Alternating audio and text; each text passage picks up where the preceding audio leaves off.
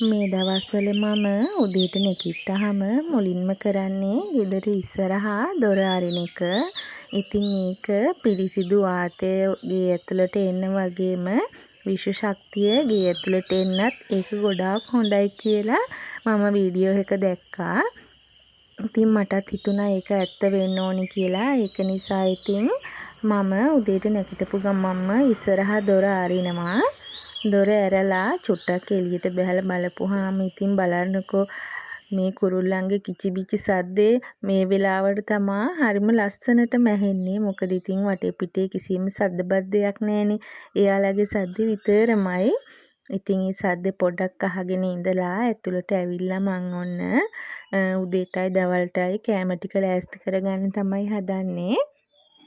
තේ ටික හදලා බෝතලෙට දාලා මම කෑම ටික ලෑස්ති කරගත්තා. ඉතින් අද මම යුවේ කරවල තෙල් දාලා අලු කෙසෙල් මාළුවක් කිරට හදාගත්තා. ඒ වගේම බිත්තර ටිකක් තම්බ ගත්තා. බත් එකේ රයිස් කුකර් කොටසි තියලා තමයි බිත්තර ටික තම්බ ගත්තේ. වෑංජන ටික ඉදිලි ඉවර වෙනකොට බත් එකත් ඉතින් ඉදිලි ඉවරයි. ඒත් එක්කම ඉතින් ඒ වෙනකොට කුස්සියත් අස් කරලා ඉවරයි මම. උයන අතරෙම කුස්සිය අස් කරගන්නවා. ඒක මගේ පුරුද්දක්. එතකොට ඉතින් හරිම ලේසි. කෑම ටික හදලා ඉවර වෙනකොට කුස්සිය අස් කරලත් ඉවරයි. ඉතින් මේ වැඩ ටික ඉවර කරලා බබාව ඉස්කෝලේට ඇරලා හස්බන්ඩ්ව වැඩට පිටත් කරලා අද මට තියෙනවා පුංචි වැඩක් කරගන්න. අද ඉතින් ගාඩන් එකේ වැඩ ටිකක් කරගන්න තමයි මම ප්ලෑන් කරගෙන ඉන්නේ. ඉතින් ඔක්කොටම කලින් මං ගෙදර සාමාන්‍ය අපි කරන උදේට වැඩ ටික ඒ ටික ඉවර කරගෙන හිටියා. ගේ එහෙම අස් කරලා අතු ගාලා දැන් ඉතින් මිදුල ටිකක් අතු ගා ගන්න තමයි හදන්නේ. රෙදි නම් මං ඊයේම සෝදලා ඉවරයක් කරගත්තා. අද ඉතින් මේ වැඩේ කරන්න තියෙන නිසා අද වැඩ ටික පහසු කරගන්න මම ඊයේ රෙදි ටික එහෙම ඔක්කොම සෝදලා රැක් වලට දාලා වැලට දාන්න පුළුවන් ඒවා වැලේ දාලා තිබ්බ රෑ. එතකොට ඉතින් උදේට ලේසියිනේ. නැත්තම් ඉතින් ඒ වැඩත් ඉවර කරලා මේ වැඩේ පටන් ගන්න හිටියොත් දවල් වෙනවා. එතකොට ඉතින් මට මේ වැඩේ කරගන්න වෙන්නේ නැහැ. මොකද ඉතින් 10 මාර 11 වගේ වෙනකොට බබාගේ නැප් ටයිම් එකේ යාව නිදි කරවලා ඉතින් ඒ අතින් අනිත් අතට ඉස්කෝලේට යන ලෑස්ති වෙන්න ඕන බබාව ගේන්න. ඒක නිසා ඉතින් මේ වගේ අමතර වැඩක් කරන වෙලාවට මම කලින් දවසේ මේ වැඩේ පහසු කරගන්න පුළුවන් දේවල් ටිකක් කරලා තියාගන්නවා. අනිත් එක තමයි පාන්දරම නැගිටිනවා. එතකොට ඉතින් ලේසියෙන්ම වැඩ ටික කරගන්න පුළුවන්. විශේෂයෙන්ම බබාත් එක්ක වැඩ කරගන්න ඉතින් චුට්ටක් අමාරුයිනේ. චූටි බබාලා ඉන්න අය දන්නවනේ. ඒක නිසා ඉතින් පහසුවෙන් වැඩ ටික කරගන්න පුළුවන් විදිහට කලින් දවසේ ඉඳලම ලෑස්ති වෙන එක මගේ පුරුද්දක්. මොකක් හරි වැඩක් තියෙනවා නම් ඒ වගේම තමයි එදා දවසට ඉතින් වෙනදාට වැඩිය චුට්ටක් කලින් නැගිටිනවා. ඉතින් ඒකත් පහසුවක් වෙනවා තියෙන වැඩ ටික ලේසියෙන් කරගන්න. ඔන්න ඔය වැටේ ඔයාලට පේනවා ඇති දෙපැත්තේ රටකොහොඹ ගස් දෙකක් තියෙනවා ලොකු ගස් දෙකක්. ඉතින් ඕකේ පල්ලෙහා ඉඳලම අතු තියෙනවා. ඒ පල්ලෙහා තිබ්බ අතු අපි කපලා අයින් කරලා තමයි තිබුණේ. හැබැයි පහුගිය ටිකේ වැස්සට ඒ ටික ආයෙත් දළු දාලා දැන් සෑහෙන ලොකුවට හැදිලා තියෙනවා. ඉතින් පඳුර වගේ.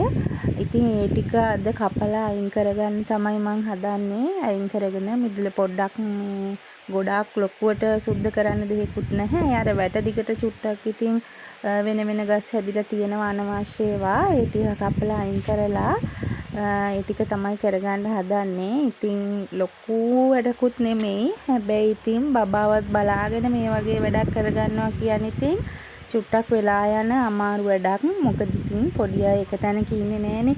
එයාලා හැමතැනම දුවනවා. අනිත් එක තමයි ඉතින් අපේ ගේ තියෙන්නේ පාර අයිනෙම නිසා නිතරම ඉතින් එයා පාරටත් යන්න බලනවා. මොකද මෙතන ගේට්ටුවත් කැඩලා තියෙන්නේ අපේ. ඉතින් ඒක නිසා එයාවත් බලාගෙන මේ වගේ වැඩක් කරනවා කියන්නේ චුට්ටක් අමාරුයි. ඉතින් ඒක නිසා තමයි මම අර කලිනුත් කිව්වේ මම කලින් මේ වැඩ ලේසි කරගන්න ඊයේ දවසේ ඉඳලම ලෑස්ති වුණා කියලා. ඉතින් මේ වැඩේ විතර නෙමෙයි කොහොමත් මොනවා හරි මට ගෙදර සාමාන්‍යයෙන් අපි කරන වැඩවලට අමතරව මොනවා හරි වැඩක් කරගන්න තියෙනවා නම් ඒ තියෙන වැඩේ අනුව මං කලින් දවස් ඉඳලා මේකට චුට්ටක් ලෑස්ති වෙනවා. වැඩේ පහසුවෙන් කරගන්න පුළුවන් කොහොමද කියලා හිතලා ඒකට අනුව මම ලෑස්ති වෙනවා. ඉතින් අර කලින් කිව්වත් වගේ මම ඊයේ රෑ ඔක්කොම වැඩ ඉවර වෙලා බබාලට කෑම එහෙම කවල ඉවර වෙලා හොදන්න තිබුණු රෙදි ටික සේරම හොදලා රැක් එකටයි වැලටයි දැම්මා. ඒ වගේම එයාලා කාලා බිල්ල නිදාගත්තට පස්සේ මුළු ගේම හොඳට අස් කරලා අතු ගාලා තිබ්බා. එතකොට ඉතින් ගෙදර උදේට කරන්න තියෙන වැඩවලින් දෙකෙන් පංගුවක්ම ඉවරයිනේ. ඉතින් උදේ ගේ ඇතුළේ එහෙම ගොඩාක් ලොකුවට මට අස්පස් කරන්න එහෙම තිබුණේ නැහැ. චුට්ටක් ඉතින් අර බබාව ඉස්කෝලේ යවන්න ලෑස්ති කරනකොට පොඩ්ඩක් එහෙම වෙච්ච බඩු මුට්ටු ටික තියෙන තැන් වලින් තියලා අතු ගාලා දාගන්න විතරයි තිබුණේ. ඉතින් රෙදිත් ඔක්කොම සෝදලා තිබුණේ. ඊට පස්සේ ඉතින් මිදුල විතරයි අතු ගා ගන්න තිබ්බේ. මිදුල ওই ටික අතු ගාලා දාලා බබාට කෑම ටික කවලා උදේට ඊට පස්සේ ඉතින් එයාවත් ඔය වැරෙන්ඩ කොටසේ තියාගෙන තමයි මම ඔය වැඩේ පටන් ගත්තේ.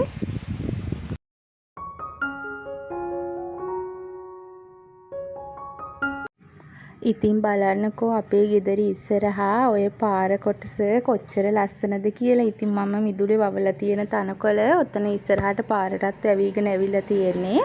අපි ඒ ටික තාර දාලා තියෙන ඒ ගානට කපලා ලස්සනට තියාගෙන ඉන්නවා. ඉතින් පහුගිය ටිකේ නම් ඕව වේලිලා තිබුණේ. දැන් වැස්සත් එක්ක ලස්සනට කොළ පාට වෙලා හැදිලා තියෙනවා. හරිම ලස්සනයි. ඉතින් මං හැමදාම මිදුල අතු ගන්නකොට පාරත් මේ විදිහට අතු ගන්නවා. ඉතින් මෙතන අපේ ගේ ඉස්සරහ විතරක් නෙමෙයි පාරෙන් එහා පැත්තේ කොටසත් මේ අතු ගාලා දානවා. ඉතින් කොළ එහෙම වැටලා තියෙනවා නම් අපේ පැත්ත නෙමෙයිනි කියලා නිකන් ඉන්නේ නෑ. ඉතින් මෙහෙම අතු ගාපුවම හරිම ලස්සනයි. ඉතින් පාරේ අනේන කෙනෙකුට වුණත් දකින්නකොට ඉතින් ආසයිනේ. මිදුලේ එහෙම අතු ගාලා ඉවර වෙනකොට චුට්ටක් වහින්න වගේ තිබුණා. ඉතින් වෙහි කළු මුදුන් කරගෙන ආවා. හැබැයි ඉතින් ටිකක් වෙලා යනකොට ආයෙත් අවු වැටුණා. ඒක නිසා ඉතින් මම මගේ වැඩේ පටන් ගත්තා. අර එදා හුළඟට මේ රටකොහොඹ ගහේ අත්තක් වාලෙට පාත් වෙලා තිබුණා. මම ඒක චුට්ටක් ඇදලා බැලුවා. ඇදලා ගන්න පුළුවන්ද කියලා බෑ. ලොකු අත්තක් තියෙන්නේ. ඒක ඉතින් හස්බන්ඩ් ඉන්න වෙලාවට වහලෙට නැගලා තමයි කප්පවන්න වෙන්නේ. ඒක නිසා ඉතින් ඒක ඔහොමම තියලා මං අර වැඩිපුර වැවිලා තියෙන අතු ටික කඩලා දැම්මා. බැරි ඒවා කැපුවා.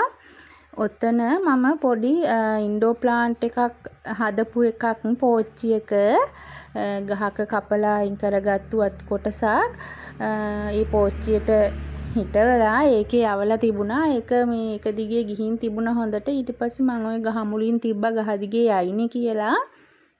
හැබැයි ඉතින් ඒක ගහට අල්ලලා තිබුණ නැහැ. මේ හොඳට හැදිලා තිබ්බා. අර වැස්සත් එක්ක පැලේ හොඳට හැදිලා තිබුණා. ගහට ගිහින් තිබුණේ නැහැ. ඒක නිසා මම ඒක වෙනම පැත්තකට අයින් කරලා හොඳ හෙවණ තියෙන තැනකින් තියාගත්තා. ඔය ගහටත් මං ඊට කලින් හිටවලා තිබ්බා පොඩි පැලයක් බිම ගහ දිගේ යන්න කියලා.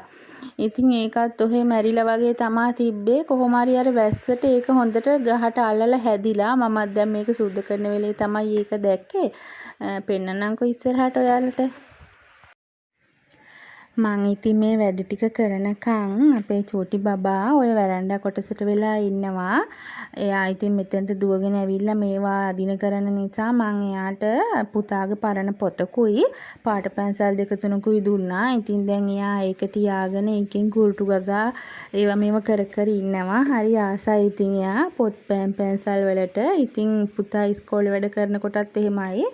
ඉල්ලගෙන එනවා. ඉතින් අයියාගේ වදිනවා එකම යුද්ධේ. ඉතින් ඒ වගේ ඉතින් හරි ආසයි යා. ඒ හින්දා මම දැනුත් මට වැඩ ටික පාඩුවේ කරගන්න ඕන නිසා පොතකුයි පැන්සල් දෙක තුනකුයි දුන්නා. ඊට පස්සේ ඉතින් ඒකත් එක්ක කුරුටු ගගා උතන්ට වෙලා ඉඳගෙන ඉන්නවා. මං ඉතින් මොන වැඩේ කරත් එයාව මගේ ඇස්මානෙම තියාගෙන තමයි හැම වැඩක්ම කරගන්නේ. මොකද ඉතින් අපි මේ මොන දේ කරත් අපේ මූලික අවධානය දෙන්න ඕනේ අපේ දරුවන්ට. මොකද අපි හැම දෙයක්ම කරන්නේ අපේ දරුවෝ වෙනුවෙන්නේ. එතකොට ඉතින් එයාලගේ ආරක්ෂාව ගැන අපි අනිවාර්යෙන් බලන්න වගේම හිතන්න ඕනේ. එහෙම නැත්නම් ඉතින් අපි කරන අනිත් කිසිම දෙයකින් වැඩක් නැති වෙනවා. ඉතින් මං හැම වෙලාවෙම මොන වැඩේ කරත් එයාව මගේ ළඟ තියාගෙන තමයි කරන්නේ. අනිත් එකේ තමයි දැන් ගොඩක් අය කියනවනේ බබාලත් එක්ක වැඩ කරගන්න බෑ වැඩ කරගන්න අමාරුයි කියලා. ඒක ඇත්ත. අමාරුයි තමයි. ලේසි නැහැ. හැබැයි ඉතින් අපි චුට්ටක් හිතුවොත් අපි චුට්ටක් උපක්‍රමශීලී වුණොත් බබාලත් එක්ක වැඩ කරගන්න බැරිම නැහැ. ඉතින් අපි වැඩ කරනකොට එයාලවත් අපේ වැඩවලට එකතු කරගන්න ඕනේ. එතකොට ඉතින් එයාලා එහෙ මෙහෙ දුවන්නේ නැතුව අපි ළඟටම වෙලා ඉන්නවා.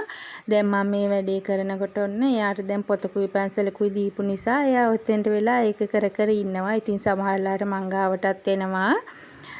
ඉතින් ලොකු පුතා හිටියානම් මං එයාට කියනවා මේ කුණු ටික ගිහින් දාලා එන්න ඉදලා අරන් එන්නේ ඒ වගේ චූටි වැඩ දීපුවාම එහෙ මෙහෙ දුවන්න එයාලත් අපි කිට්ටුවටම වෙලා ඉන්නවා. ඉතින් මේ තියෙන්නේ මං අර ඉස්සෙල්ලා කියපු වැල. ඒක මං අර හිටවලා තිබ්බ ආධාරකයට මේ ඔතා ගන්න හදන්නේ. ඔතාගෙන හෙවණ තියෙන තැනකින් තියෙනවා. ඉතින් මං කී හිටියේ බබාලත් එක්ක කොහොමද අපි ගෙදර වැඩ කරගන්නේ කියලා. ඉතින් මං කරගන්න විදිහ තමයි කිව්වේ. ගොඩක් වෙලාවට මං කරන වැඩවලට එයාලව සම්බන්ධ කරගන්නවා. එතකොට එයාලා නිතරම අපි ළඟම ඉන්නවනේ. කොහෙවත් එහෙට මෙහෙට දුවන්නේ කරන්නේ නැහැ. ඉතින් ඒක බබාලගේ ආරක්ෂාවට ගොඩක් වැදගත්. මොකද අද කාලේ අහන්න දකින්න ලැබෙන දේවලුත් එක්ක පුංචි දරුවන්ට වෙන අනතුරු එහෙම හරියට වෙනවනේ මේ දවස්වල පොඩි බබාලට හරියට අනතුරු වෙනවා.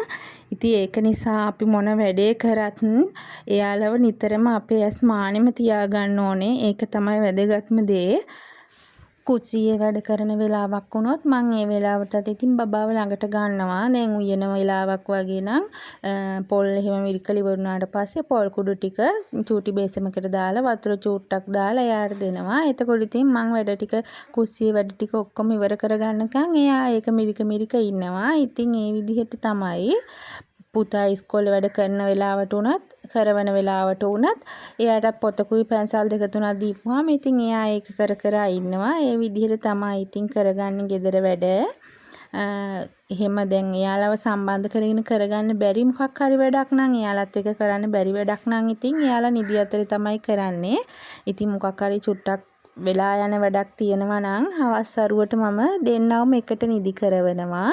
මොකද ඉතින් දුව විතරක් නිදි කරවලා පුතා හැරිලා හිටියොත් දුව වැඩි වෙලාවක් නිදාගන්නේ නැහැ. මොකද ඉතින් පුතා එහෙම සද්ද බද්ද කරනවා සෙල්ලම් කරනකොට එහෙම ඉතින් එයාට තේරෙන්නේ නැහැනේ. ඒක නිසා ඉතින් එතකොට දුව ඉක්මනට නැගිටිනවා. ඒක ඉතින් එහෙම වෙලාවට මම කරන්නේ දෙන්නවම නිදි කරවනවා. පුතාව එහෙම චුට්ටක් රවට්ටලා ඉතින් නිදි කරවනවා. නැත්නම් එයා කැමති නැහැ දවල්ට නිදාගන්න. ඉතින් එහෙම නිදි කරවලා එයාලත් එක්ක කරගන්න බැරි වැඩක් තිබ්බොත් ඒ වෙලාවට කරගන්නවා.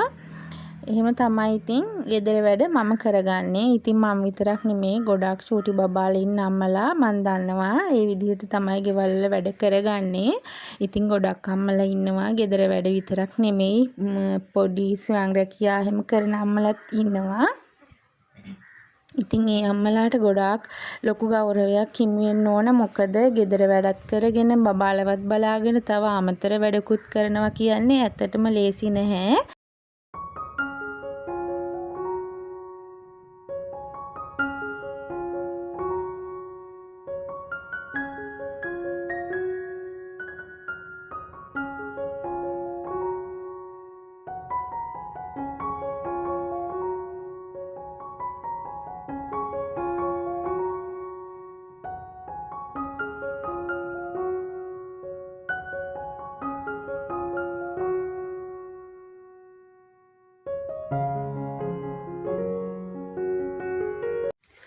ඉතින් මේ තියෙන්නේ මං අර ඔයාලට කලින් කියපු පැලේ මං කිව්ව අර ගහට මං හිටවලා තිබ්බා ඒක වැස්සට හොඳට හැදිලා කියලා. ඉතින් ඒක තමයි ඔයාලා දැක්කේ.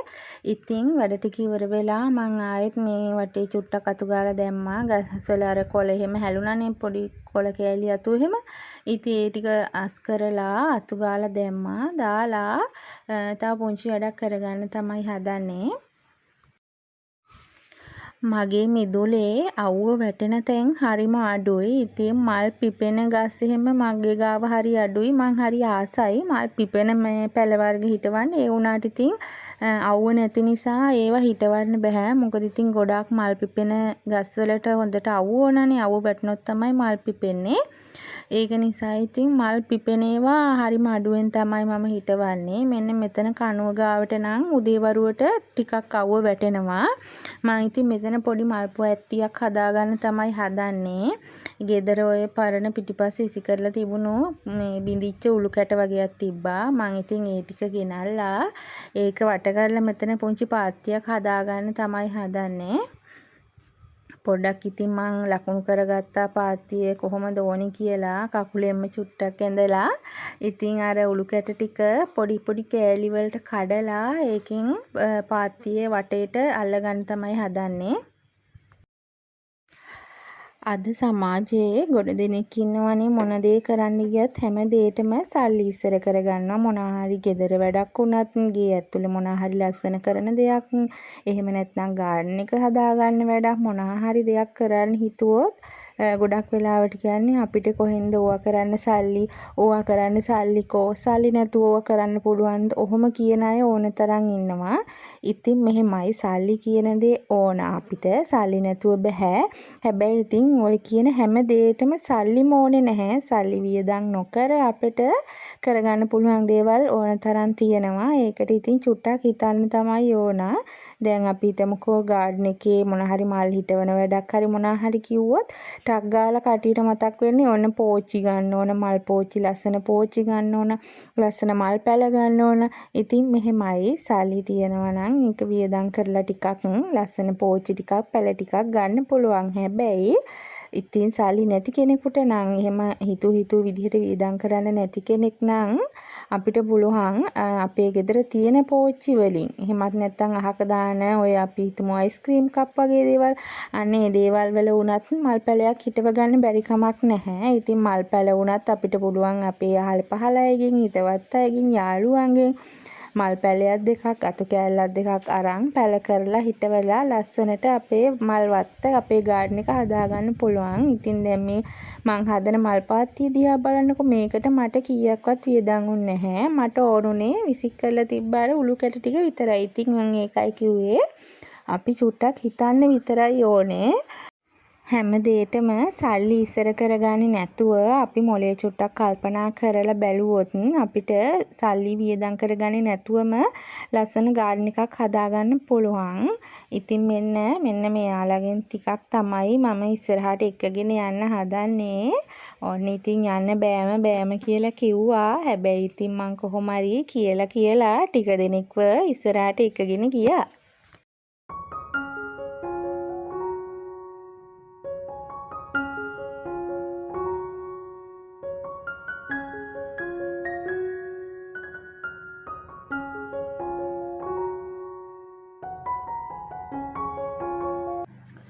බලන්නකො ඉතින් හිටපු තැනින් එළියට එක්කගෙන ආපු නිසා තරහ වෙලාද කොහෙද කට්ටියම බිම බලාගෙන ඉන්නේ. ටික දවසක් ගියයින් පස්සේ නම් ඉතින් ඔය කොළ ගතිය ඇරිලා යයි නේද? දැනට නම් ඉතින් මෙතන ලොකු ලස්සනක් පේන්නේ නැතුව ඇති. හැබැයි ඉතින් ටික දවසක් ගියයින් පස්සේ මේ කොටුව මේ පාත්තිය පිරෙන්න මේගොල්ලෝ මල් දෙනවා. එතකොට ඉතින් මෙතන හරිම ලස්සනට තියෙයි. දැක්කනේ මං අර කලින් තැන ඔයාලට පෙන්නුවේ මෙයාලව ඉඳලා තිබ්බ. ඉතින් ඒ වගේ මෙතනට ලස්සනට හැදෙයි. මෙතනට උදේවරුේ අවුව වැටෙන නිසා ලස්සනට මල් පිපේ කියලා හිතෙනවා. ඉතින් මේ වලට කියන්නේ දවල් කුමාරිය කියලානේ අවුව වැටෙනකොටලුනේ මල් පිපෙන්නේ. ඉතින් උදේ කුමාරිය කියනවා, දවල් කුමාරිය කියනවා, ජපන් රෝස කියනවා, එක එක නම් කියනවා. ඉතින් මීට වඩා වෙනස් නමක් ඔයාලගේ පැත්තේ කියනවා නම් ඒකත් කමෙන්ට් එකක් දාගෙන යන්න. දැන් මං හදන්නේ මගේ කපුරු කුමාරියෝ 3 දෙනාට අලුත් නවාතැනක් දෙන්න. ඔයගොල්ලන්ට මතක ඇති මං කලින් වීඩියෝ එක කපුරු පැල වගේක් හිටව ගත්තා. ඉතින් ඒ වල මල් දැන් පර වෙලා මං අතු එහෙම කප්පාදු කරලා තියෙන්නේ. ඉතින් දැන් ඒවා දළු දාගෙන ඇවිල්ලා තියෙනවා. හැබැයි ඉතින් ඒ තියෙන තැනට අවුව වැටෙනවා මදි. මෙන්න මෙතෙන්ට උදේවරුේ අවුව ටිකක් වැටෙන නිසා මං හිතුවා ඒ ටික මෙතනින් තියාගන්න කියලා. බලමු අවුව සැර ඇති වෙයිද දන්නේ නැහැ. අවුව නැතුව ඒ වගේ ඉතින් මල් පිපෙන්නේ නැහැ. පැය 5ක් 6ක් හොඳට අවුව වැටෙන්න ඕනලු මල් පිපෙන්න කපුරු වල. ඉතින් මෙතනිනුත් චුට්ටක් තියලා බලන්න කියලා හිතුවා මල් පිපෙයිද කියලා. බලමු මොකද වෙන්නේ කියලා ඉස්සරහට. ඔතන ඔය මැද තිබුණු මල් පෝච්චිය මම අයින් කරලා ඒක එහා පැත්තෙන් තියාගෙන බිම චුට්ටක් අතුපතු ගාලා මල් පෝච්චි 3 ගෙනත් තියාගත්තා. ඒවත් අර මිදුල තිබ්බ නිසා වැස්සට මඩ විසික් වෙලා ඔක්කොම ඒ ටිකත් පිහලා පිරිසිදු කරලා මල් පැල 3 තියාගත්ත ඔතනින්. ඉතින් ඔතන තියලත් අවුව මදි වුණොත් මල් පිපුණේ නැත්තම් වෙන තැනකට මාරු කරගන්න වෙනවා. පෝර විදිහට නම් ඉතින් මම නිල් කැටයි දම් කැටයි තමයි දැම්මේ. බලමු ඉස්සරහට මල් පිපෙයිද කියලා. මේ ටික මෙතන තිබ්බා වගේ නෙමෙයි ඉතින් මේක බබාගෙන් ආරක්ෂා කරගන්නත් සෑහෙන යුද්ධයක් කරන්න වෙනවා ඉතින්. මල් ගස් පේන්න බෑ දුවගෙන ඇවිල්ලා ඇදලා කඩනවා ඉතින්. ඒ අත්වලට අහු වුණොත් ඉතින් අඬු වලට අහු වුණා වගේ තමයි ආයෙ ගලව ගන්නත් බෑ. ওই දෙපැත්තේ තියෙන පැලවලත් පේනවා ඇති. සමහර ඒ වගේ කොළ බාග තියෙන්නේ ඔක්කොම ඉතින් කඩලා දානවා. ඉතින් චූටි කාලේට එහෙම තමා නේද අපේ පුතා චූටි කාලෙත් මට මතකයි. ගස්වල මල් එහෙම තියන්නේ නැහැ. මලක් දැක්ක ගමන් ගිහිල්ලා ඇදලා කඩනවා. ඉතින් දැන් නම් එයා කඩන්නේ යාට දැන් තේරෙනවනේ. ඉතින් දුව තමා අපේ දොරටත් ඉස්සරහ අපි පොඩි වැටක් ගහගෙන තිබ්බා. ඉස්සරහ දොරටයි පිටිපස්සේ දොරටයි. එයාට එළියට යන්න බැරි වෙන්නේ. හැබැයි ඉතින් ඒක අපිට කරදරයි. එතනින් පැන යන්න ගියාම හරිම අමාරුයි ඉතින්. දවස් දෙකක් මගේ කකුලත් බිත්තියේ වැදිලා තුවාලත් වුණා. ඒ වගේම තමයි ඉතින් පුතාටත් අමාරුයි. එකෙන් පැන යන්න ඉතින් හැමතිස්සෙම කියනවා අනේ අම්මේ මට මේ වගේම පයින්න බෑ කියලා. ඒක නිසා ඉතින් අර ගෙට සිමෙන්ති දාන වෙලේ අපි ඒව ගැලෙව්වනේ. ඊට පස්සේ ඉතින් ආයෙව ගැහුවෙත් නෑ. ඒක නිසා ඉතින් දැන් හරි අමාරුයි මෙයාව පරිස්සම් කරගන්න. හැමතිස්සෙම එළියට යනවා. ඉස්සරහ දොර නම් ගොඩක් වෙලාවට වහලා තියාගන්නවා. ඒ වුණාට ඉතින් පිටිපස්සේ දොරෙන් එයා පැනලා යනවා. ඉතින් හරි අමාරුයි බලා ගන්න මේ කාලෙට. ඉතින් මේ වැඩ ටික ඉවර වෙනකොට උදේ 11 විතර වගේ වුණා. ටිකක් වෙලා ගියා. බබා නිදි කරන වෙලාවත් පහ වුණා. ඉතින් ඔයාලට බලනකොට මේක චූටි වැඩක් වගේ පේනුණාට ඉතින් චුට්ටක් වෙලා ගියා. මොකද ඉතින් බබාවත් බලාගෙනනේ කරන්නේ. ඉතින් එයා සැරෙන් සැරේ එළියට බැහැලා මං ඉන්න තැනට එනවා. මේ මල් පෝච්චි අදිනවා. සමහර වෙලාවට පාරට යන්න හදනවා. එතකොට ඉතින් එයාවත් එක්කගෙන ඇවිල්ලා පොඩ්ඩක් ෂේප් කරලා තියලා තමයි වැඩ ටික කරගත්තේ. ඒක නිසා ඉතින් චුට්ටක් වෙලා ගියා. දැන් ඉතින් එයාවත් වොෂ් එකක් දාලා නිදි කරවලා තියලා මමත් වොෂ් එකක් දාගෙන ඉස්කෝලේට යන ලෑස්ති වෙන්න ඕන පුතාව ගේන්න. අද ඉතින් අම්මා ඇවිල්ලා ඉන්නේ බබාව බලාගන්න. ඒක නිසා ඉතින් මට එයාව අම්මලාගේ ගෙදරට අරගෙන යන්න ඕනේ නැහැ. නිදි කරවලා තියලා යන්න පුළුවන්. එහෙනම් ඉතින් මේ වෙනකන් මගේ වීඩියෝ එක බලුවට ඔයාලා හැම කෙනෙකුටම ගොඩාක් ස්තුතියි. ඔයා මේ වෙනකොටත් මගේ channel එක subscribe කරලා නැත්නම් channel එක subscribe කරලා දිගටම මගේ වීඩියෝස් බලන්න එකතු වෙන්න කියලා ගොඩාක් ආදරෙන් ආරාධනා කරනවා. එහෙනම් ගිහින් එන්නම් ආයෙත් අලුත් වීඩියෝ එකකින් හමු වෙනකන් ඔයාලා හැම කෙනෙකුටම සුබ දවසක්.